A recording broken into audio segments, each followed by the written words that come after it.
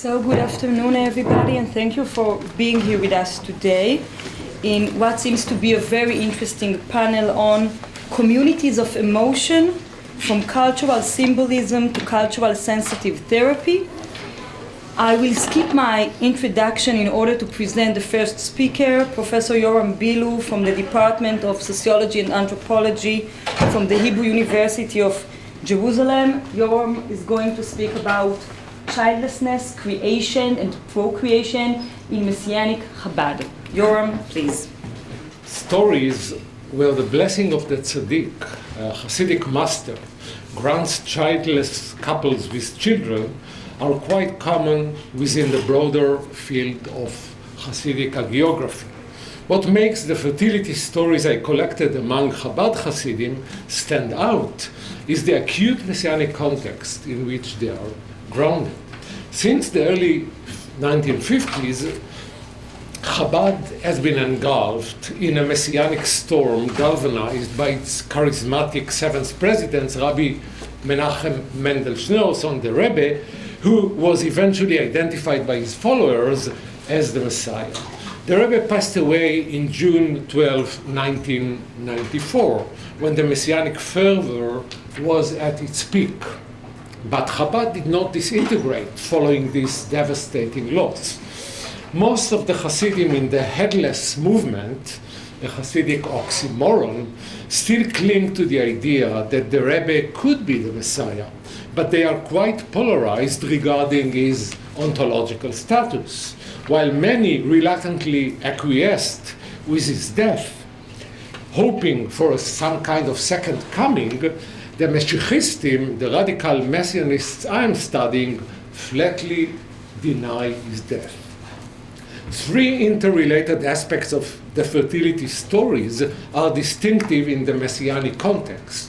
First, the claim of the Meshiachistim that the Rebbe, the King Messiah, is alive in flesh and soul implies that his body is involved in his intercessions in a direct and tangible way. For the believers, the Rebbe is not a being without body. Second, the one whose blessing opens the womb of the infertile is himself childless.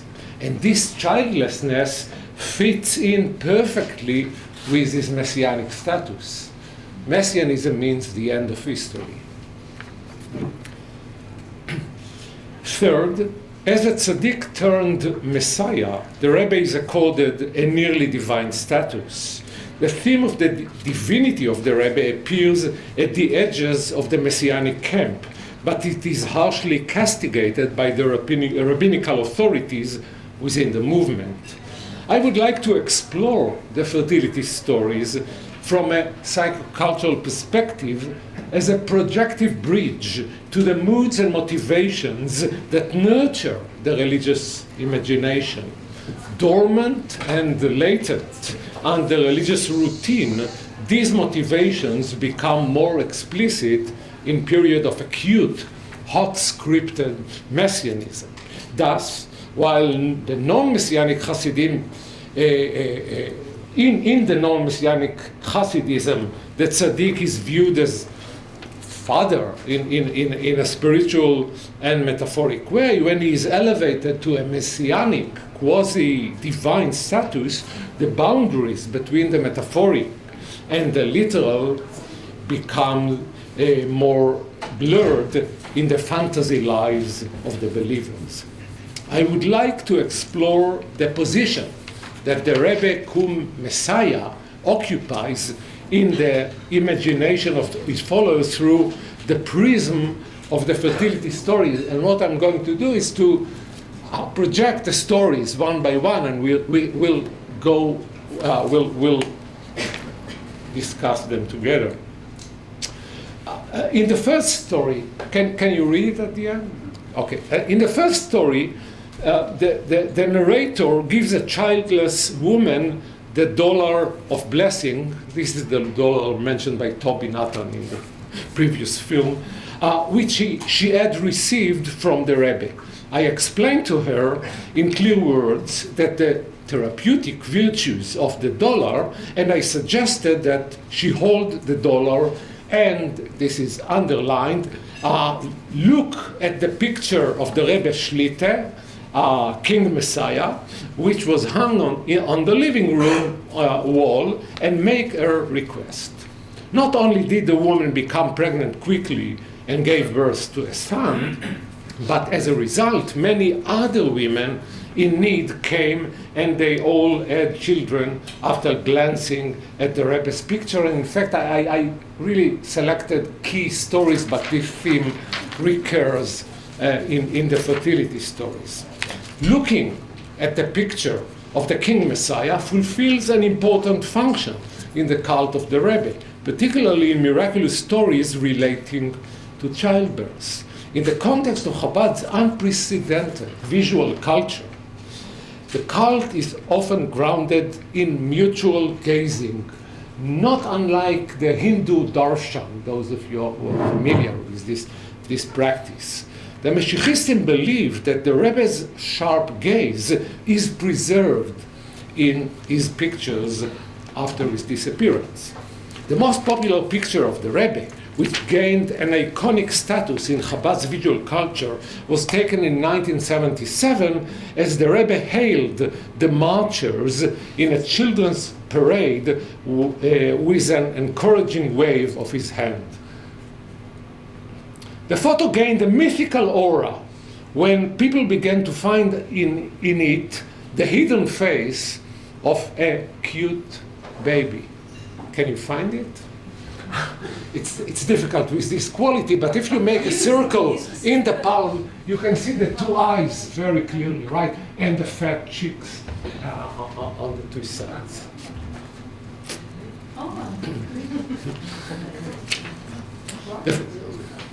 One common explanation is that this face represents the baby who was or will be born to childless couple following the Rebbe's intercession.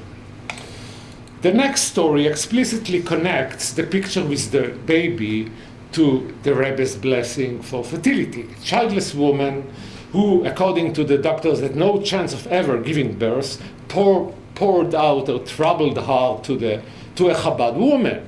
The letter informed her of the possibility of writing to the Rebbe by using Igrot Kodesh, which is a bibliomantic device, and thereby to have a child. I gave her, she says, a poster with a passage from Psalms and the Rebbe's photo on the other side, which I had put in our son's stroller. And I pointed to her that a picture of a baby emerged from his holy hand. So the baby emerges from the palm of the Rebbe. A year later, the woman greeted her own son. A closer connection between the Rebbe's picture and the theme of fertility appears in the story of a woman who was blessed by the Rebbe, again through this bibliomantic device, Igrot Kodesh, for healthy pregnancy and birth. This is a little bit longer. Indeed, she became pregnant shortly thereafter, but the pregnancy came with complications which led her to have an ultrasound in the hospital. The results were unambiguous. The fetus had died and needed to be removed surgically. When the woman arrived at the hospital, she was sent to another ultrasound prior to the operation. And here she speaks in first person. When the nurse began to prepare the ultrasound machine, I suddenly saw on the wall, across from the bed, the Rebbe Shlita, King Messiah, with his hat and blue eyes. With a wide smile, he told me, "Don't worry, everything will be okay." So, is it a picture? Is it a revelation? It's on the wall. I think that we capture here the magical moment in which a two-dimensional pictures become the three-dimensional icon, whatever, a figure. Soon afterward, the nurse surprised her with the news that the fetus was alive and breathing. and that she can go on. 3 months later, the narrator gave birth to a healthy baby girl. During a weekly class on Hasidism, which she attended with a friend, one of the women mentioned, as she pointed, this is a quotation, as she pointed to the giant picture of the Rebbe on the wall, that in the Rebbe's hand there is the image of the face of the baby. The narrator and the friend began to scream. That is just how my daughter looks, with those cheeks. Oh, the pictures, don't see it.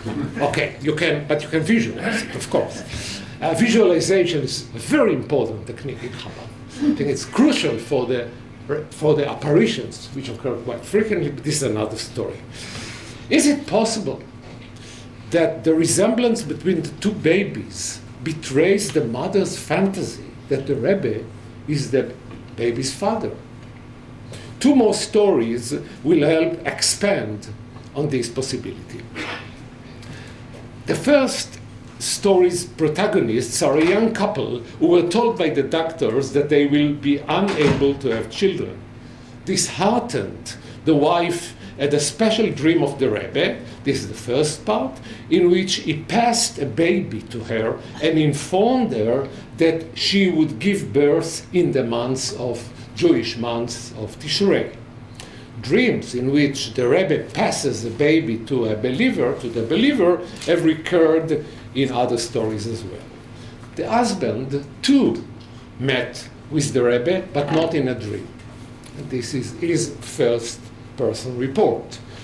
One evening at approximately 9:30 p.m., I returned home from my weekly class on Hasidism. I went into the building and began climbing the stairs to my apartment. Suddenly, I felt that somebody was standing behind me and looking at me. I turned and stood silent, disbelieving what I was seeing. The Rebbe Shlita. Shlita is, it's an honorific, kind of indicating that the man is alive. You don't say it to the dead, of course. Sheyizkel Yamim Tovim, amen. And so he stood there in the stairwell, looking at me with his piercing gaze, examining my innermost thoughts. In his left hand, the Rebbe held a small baby with blonde hair, blue eyes, and light skin. The baby too looked at me. I was filled with fear and terror. I do not know how long I stood there, but then I fled upward, entered my apartment, and closed the door behind me. The apparitions of the Rebbe appears in two settings. Most of them appears in ritual settings, primarily in 770 Eastern Parkway, where the Rebbe is still alive and well invisible but alive according to the Mashiachistim. But then there are mundane apparitions like the one we've just heard or so. Okay, the message of the encounter echoes the woman's dream, and it was realized quickly. Let me just move to the continuation of the story. On Sunday, the 23rd of Tishrei, we became parents to a healthy baby. When I went to see my wife and the baby, I was shocked to see that the child looked just like the baby which the Rebbe Shlita, King Messiah, had held in his holy hand 9 months previously. 9 months. It seems plausible that the baby who the Rebbe had held in his hand was understood in the protagonist's imagination as the Rebbe's own child, both because he looked like the Rebbe and because he was given the name of the Rebbe, Menachem Mendel. I would like to suggest that the baby with the Rebbe's name, who shares the Rebbe's blue eyes, light hair, and light skin, and who, like the Rebbe, stares at the narrator, is in fact the very image of the Rebbe, writ small. The second story returns us to the explicit connection between the pictures of the Rebbe with the baby and the granting of children. A woman in the 7th month of pregnancy was asked by the doctors to end her pregnancy since they suspected the baby had Down syndrome.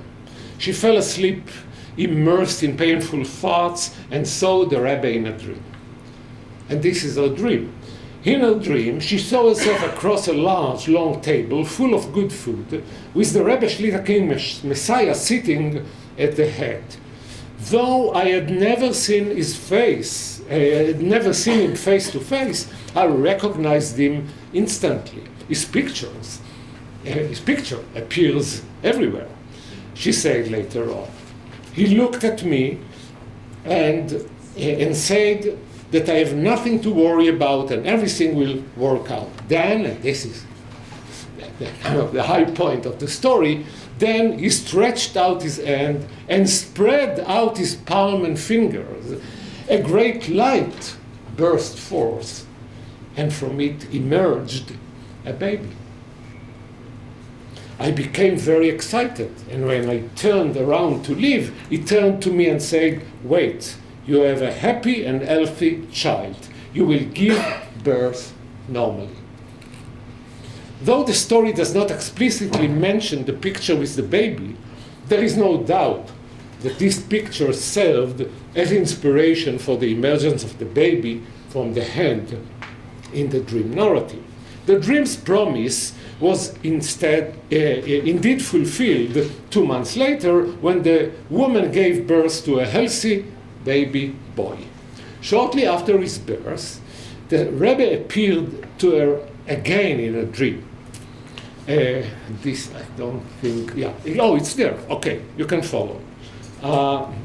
You see, the birth was fine. You see that you have a healthy son, and he will be one of my Hasidim. Indeed, the baby maintained a special relationship to the Rebbe. His stroller and crib, says the mother, contain many pictures of different rabbinic figures. But he was only interested in the picture of the Rebbe Shlita, King Messiah. He would pick it and kiss it. The baby's particular fondness for the Rebbe should come as no surprise, since in the dream he had emerged from the Rebbe's very hand. Okay, very short conclusion. The combination in the fertility stories of the phallic quality in the Rebbe's piercing glance and the connection between eyes and phallus or male organ begins with psychoanalysis, of course. Oedipus myth is related to it very clearly, but it appears also in Jewish midrashim, several of them. So we have the phallic quality in the Rebbe's piercing glance and, if you will, in the waving hand. But this is combined, these qualities, with the female ability to bear children who look like the Rebbe. So, and the combination, I think, hints at some vague understanding. These are rank and file Hasidim, some of them are not Hasidim at all. But there is some vague understanding of fertility and childbirth in these cases as a process of self-creation. Are the believer's experiences, dreams, and visions driven by the fantasies of the Rebbe as creator? The fertility stories discussed above include several repeated themes. 1. The baby is born due to the Rebbe's blessing. 2. The baby is located in the Rebbe's hand, and he at times even emerges, is born from within it. 3. The Rebbe passes the baby to the father or mother. 4. The baby looks like the Rebbe. 5. The baby receives the Rebbe's name. It seems that in the Messianic discourse, the Rebbe reproduces himself through a process of self-creation rather than sexual reproduction. The numerous fertility-related miracles in Messianic Chabad not only contribute to bringing the redemption closer, I don't have time to go into it, but there is a midrash saying that as the Messiah will come, the Messiah will come only after all amorphous souls in heaven incarnate in human bodies. So, and the Rebbe facilitates this process. But beyond this, the stories compensate for the fact that the Rebbe himself was childless. He had no children. Some believers experience the Rebbe's intervention in bringing children as if the Rebbe had fathered these children. The children become miniature replicas of the Rebbe. Two trends in Messianic Chabad might help us make this reproduction hypothesis or theory seem less speculative. First, the Rebbe is replicated in countless ways beyond fertility.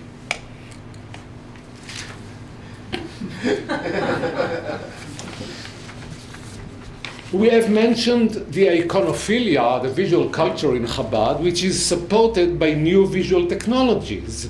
These create a virtual Rebbe, albeit one accessible, visible, and portable. A Rebbe who is present in numerous images and presentations in the Messianic ecology. The clock is particularly, I think, striking. Paradoxically, the new means for making the Rebbe present transformed him after his disappearance into a hyper-visible and widely accessible figure, justifying the Hasidim's battle cry, Itanu yoter mitamid, with us more than ever before.